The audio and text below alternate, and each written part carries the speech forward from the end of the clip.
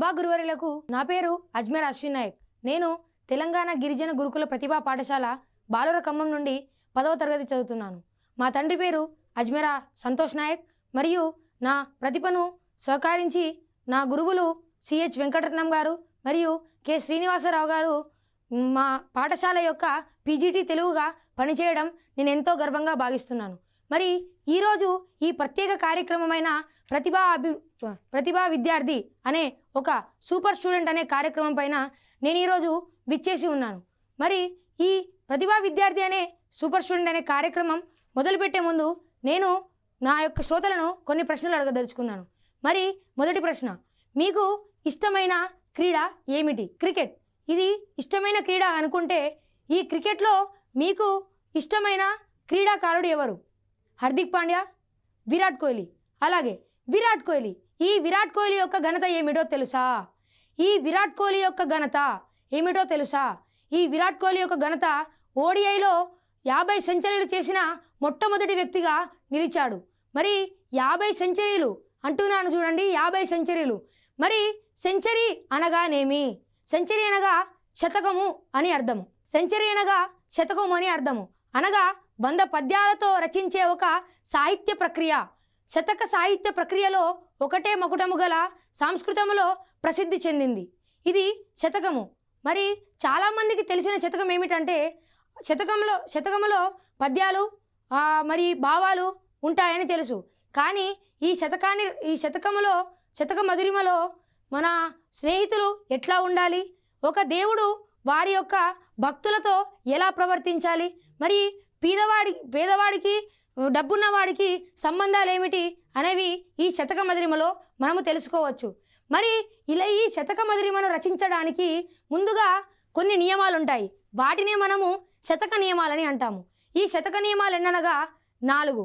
అదే మొదటిది సంఖ్యా నియమము, రెండవది మకుటా నియమము, మూడవది ముక్తక నియమము, నాలుగవది చందో నియమము. మరి సంఖ్యా నియమం అనగా సంస్కృతంలో శతకాన్ని 100 శ్లోకాలకు పైగా ఉంటే దాన్ని మనము సంస్కృతంలో శతకం అని అంటాము.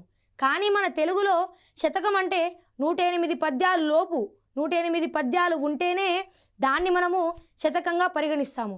ఎందుకు 108 పద్యాలు ఉండాలంటే మనము ఏదైనా దేవుణ్ణి పూజించినప్పుడు లేదా ఆ దేవుణ్ణి ప్రార్థించినప్పుడు ఆ దేవుడి యొక్క పేర్లను 108 పేర్లుగా పరిగణిస్తాము. అందుకే మనము ఒక శతకాన్ని రచించేటప్పుడు అందులో 108 పద్యాలుంటేనే దాన్ని మనము శతకం అని అంటాము. మరి రెండవది సంఖ్యా నియమం అయిపోయింది కదా, నెక్స్ట్ మకుటా నియమం.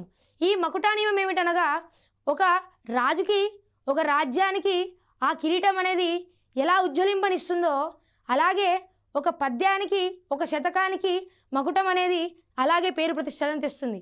మరి ఈ మకుటం అనేది 3 రూపాలుగాను ఉంటుంది. ఒకటి పదం రూపంలో గాను, లేదా పాదం రూపంలో గాను, లేదా 2 పాదాల రూపంలో గాను ఉంటుంది. మరి పదం రూపంలో ఉండే శతకాలు ఏమిటనగా భాస్కర శతకం, శ్రీకాళహస్తీశ్వర శతకం. ఈ మకుటం ఈ పద్యాల యొక్క మకుటం అనేది పదం రూపంలో ఉంటుంది. మరి పాదం రూపంలో ఉండే శతకాలు ఏమిటనగా తెలుగు బాలా శతకము మరియు వేమన శతకము. ఈ తెలుగు బాలా శతకము వేమన శతకము మకుటం అనేది పాదం రూపంలో ఉంటుందన్నమాట. మరి ఈ మూడవది ఏమిటనగా 2 పాదాల రూపంలో ఉండగల మకుటము కాకుత్సం శేషప్ప రచించిన నరసింహ శతకము. ఈ నరసింహ శతకంలో ఆయన యొక్క మకుటం అనేది 2 పాదాల రూపంలో గాను ఉంటుంది. ఇది మకుటా నియమము. మూడవది ముక్తక నియమము. ముక్తక అనగా నేను 10వ తరగతి చదువుతున్నానని చెప్పాను కదా, ఈ 10వ తరగతిలో మొదటి పాఠము దానశీలము. ఈ దానశీలం అనే పాఠములో 3వది కంఠస్థ పద్యము. ముడిముడిగా వెళ్ళి నేను 3వ పద్యాన్ని చదివాననుకో నాకు ముక్క కూడా అర్థం కాదు. అదే ఆ 3వ పద్యాన్ని అర్థం చేసుకోవాలంటే నేను 2వ పద్యాన్ని చదవాలి, ఆ పద్యాన్ని అర్థం చేసుకోవాలి. మరి ఈ 2వ పద్యాన్ని చదివి అర్థం చేసుకోవాలంటే మొదటి పద్యాన్ని మనము చదివి ఉండాలి. ఇలా ఒక పద్యానికి ఇంకొక పద్యానికి సంబంధం లేకుండా శతక మధురిమలో ఏ పద్యానికి ఆ పద్యమే స్వతంత్రంగా వాటి యొక్క భావాలతో, వాటి యొక్క తాత్పర్యాలతో, వాటి యొక్క ప్రతిపదార్థాలతో విభజనగా ఉంటుంది. ఇది ముక్తక నియమం. మరి 4వది చందో నియమం. ఛందో. ఛందో అనగా ఛందస్సు. ఈ ఛందస్సు అనేది లఘు గురువుల కూడికతో ఉంటుంది. ఈ ఛందస్సు ఏం చేస్తుందంటే పద్యాల యొక్క గేయాల యొక్క భావాలను తెలిపేది ఛందస్సు. మనము ఒక శతకాన్ని రచించాలంటే దానికి సంబంధించినట్టుగా ఒకదానికి ఛందస్సు ఉండాలి. ఉదాహరణకు వేమన శతకం. ఈ వేమన శతకం ఎలా అంటే వేమన తను ఒక ఛందస్సును తీసుకొని ఈ శతకాన్ని రచించాడనమాట, వేమన శతకాన్ని. ఆ శతకం ఏమిటి, ఆ మకుటం ఏమిటనగా ఛందస్సు ఏమిటనగా ఆటవెలదే అని ఛందస్సు.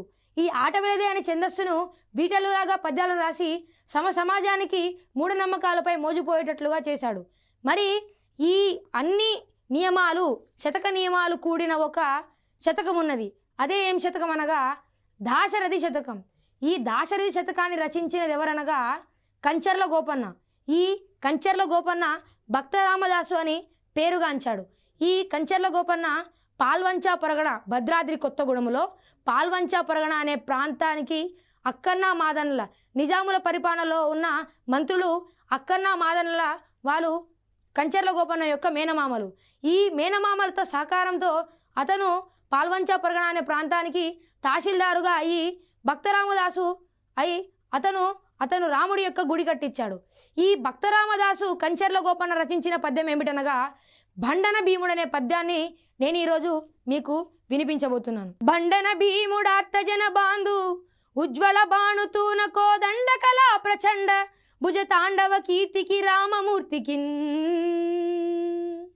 రెండవ సాటి దైవమిక లేడనుచున్ గడగట్టి బేరిక దాండ దడాండ దాండ నిన దంబుల జాండము నిండమత్త వేదండము నెక్కి చాటెదన్ దాశరథి కరుణాపయోనిధి.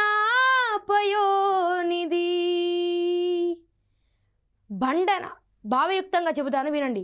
బండన భీముడు ఆర్తజన బాంధవుడు ఉజ్వలమైన బాణ తూన కోదండ కళాప్రచండమును కలిగిన భుజతాండవము కీర్తిని రామమూర్తికిన్ రెండవ సాటి దైవమిక లేడనుచున్ గడగట్టి భేరిక దాండ దడాండ దాండ నిన దంబుల జాండమున్ నిండ మత్త వేదండము నెక్కి చాటెదన్. అనగా దాశరథి, దశరథుని కుమార, కరుణాపయోనిధి, కరుణాదయా సముద్రుడివైన ఓ శ్రీరామా, నువ్వు యుద్ధరంగములో శత్రు భయంకరుడు. అనగా నువ్వు భీముడి వలె శత్రుల్ని ఒక్క దెబ్బతో వారిని తరిమేయగల శక్తివంతుడివి. ఆర్తజన బాంధవుడివి, అర్థించే వారి పాలిట, దుఃఖాల వారి పాలిట నువ్వు దేవుడివి. అర్థించిన వారిని నువ్వు బంగారమే కాదు, వారు అడిగితే నీ యొక్క స్థానాన్ని కూడా ఇచ్చే అంత గొప్పవాడివి. నీ యొక్క ఉజ్వలమైన బాణ తూన కోదండ కళాప్రచండ, నీ యొక్క ఉజ్వలమైన బాణాలు కలిగిన ఆ యొక్క అమ్ముల పొది మరి కళాప్రచండమైన నీ యొక్క ధనుర్విద్యతోని భుజతాండవ కీర్తికి, నీ యొక్క భుజబలానికి రామా ఈ లోకమంతా వెతికినా నీకు సాటి రారయ్యా ఓ శ్రీరామ అని ఆ దాండడ దాండడ దాండ నిన్న దంబుల జాండమున్ ఒక మదోహంతో ఉన్న ఏనుగునెక్కి దాండ దడాండ దాండ అని డ్రంక మోగిస్తూ నేను చెబుతాను, ఈ శ్రీరామునికి ఈ యొక్క శ్రీరామునికి ఈ లోకమంతా వెతికినా ఏ ఒక్కడు సాటిరాడని చెబుతాను అని అంటున్నాడు. మరి నేను చెప్పిన ఈ యొక్క పాఠ్యాంశాన్ని మళ్ళీ మొదటి నుంచి చూసుకొస్తాం. శతకం అనగా 100 లేదా 100కు పైగా పద్యాలు ఉంటాయని చెప్పాను కదా. ఈ శతకము అంటే 100కు పైగా పద్యాలు ఉండడాన్ని శతకం అని అంటాము. మరి ఈ శతక మధురిమలో మానవ ప్రవర్తన ఎట్లా ఉండాలనేది తెలుసుకోవచ్చు. మరియు ప్రజలు ఎవరిని ఆశ్రయించాలని కూడా తెలుసుకోవచ్చు.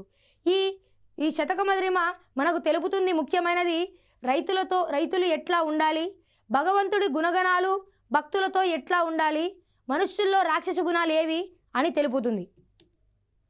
రెండవది, ఈ శతకాన్ని రచించాలంటే మనకు 4 నియమాలు ఉంటాయని చెప్పాను కదా. ఆ నియమాలు సంఖ్యా నియమము, మకుటా నియమము, ముక్తక నియమము, ఛందో నియమము.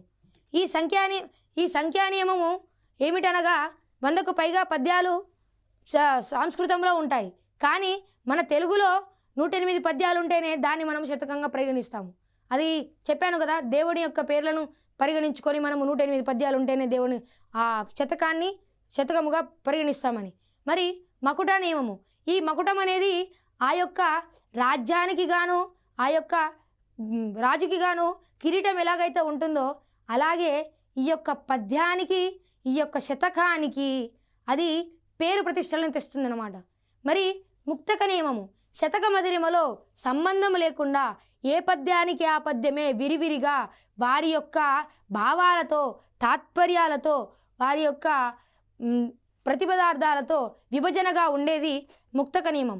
మరి ఛందో నియమం, ఈ ఛందో నియమం ఏమిటనగా లఘుగురువుల కూడికతో ఉంటుంది. మరియు ఈ ఛందస్సు అనేది పద్యాల యొక్క గేయాల యొక్క భావాలను తెలిపేది ఛందస్సు. మరి ఈ ముక్తక నియమం అని చెప్పాను కదా, ఈ ముక్తక నియమములో మనకు మూడు రూపాలు ఉంటాయి అన్నమాట. ఆ మకుటా నియమములో మూడో రూపము 2 పాదాలలో ఉండేది. ఈ 2 పాదాలలో ఉండే శతకము ఉదాహరణగా నరసింహ శతకము. ఈ నరసింహ శతకాన్ని రచించింది కాకుత్సం శేషప్ప. ఈయన 2 పాదాల రూపంలో ఉండగల మకుటాన్ని సృష్టించాడనమాట. మళ్ళీ ఒకసారి పద్యాన్ని పాడుతాను వినండి. బండన భీముడార్తజన బాంధు ఉజ్వల బాణుతూన కోదండ కళా ప్రచండ భుజ తాండవ కీర్తికి రామమూర్తికి రెండవ సాటి దైవమిక లేడనుచున్ గడగట్టి బేరిక దాండ దడాండ దాండ నిన దంబుల జాండము నిండమత్త వేదండము నెక్కి చాటెదన్ దాశరథి కరుణాపయోనిధి. దశరథుని కుమార, దయా సముద్రమైన ఓ శ్రీరామ, నువ్వు యుద్ధరంగములో శత్రుభయంకరుడవని, మా అర్థించే వారి పాలిట భిక్షమడిగే వారి పాలిట నువ్వు బంధువుడివి, యుద్ధరంగంలో శత్రుభయంకరుడివి, దాండ దడాండ దాండ నిన దంబుల జాండము, నీ యొక్క బాణాతూన కోదండ కళాప్రచండమును కలిగిన నీకు ఈ లోకములో ఎక్కడ ఏ దేవుడు సాటిరాడని మదోహించిన మదోహంతో ఏగు మత్తెక్కిన ఒక ఏనుగుని ఎక్కి చాటుతాను అని చెబుతుంది. ధన్యవాదములు.